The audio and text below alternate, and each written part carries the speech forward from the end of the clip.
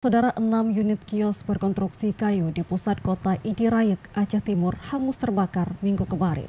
Kebakaran tersebut diduga akibat korsleting arus listrik.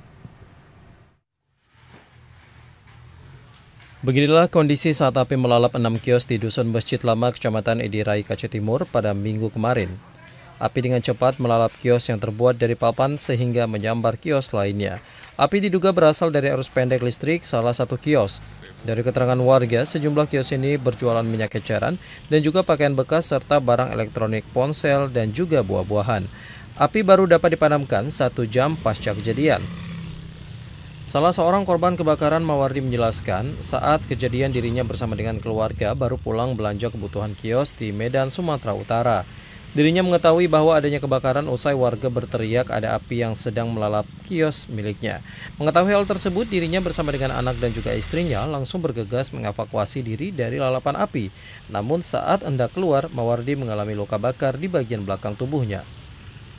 Karena orang udah teriak-teriak, ada api, ada api. Itu saya menolong anak-anak sampai saya kebakaran. Terbakar juga. Ya. Jadi setelah Bapak mengetahui bahwasanya api sudah besar, apa yang akan Bapak lakukan? Menyelamatkan anak-anak yang terutama. 1, 2, 3, 4, 5 ruko. 5 ruko, Pak.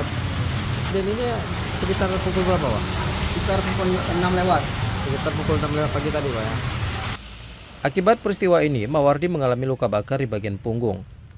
Selain itu, dirinya juga mengalami kerugian mencapai 300 juta rupiah. Ia berharap agar pemerintah dapat meringankan beban warga yang sedang mengalami musibah kebakaran. Dari Aceh Timur, Said Maulana, TVRI melaporkan.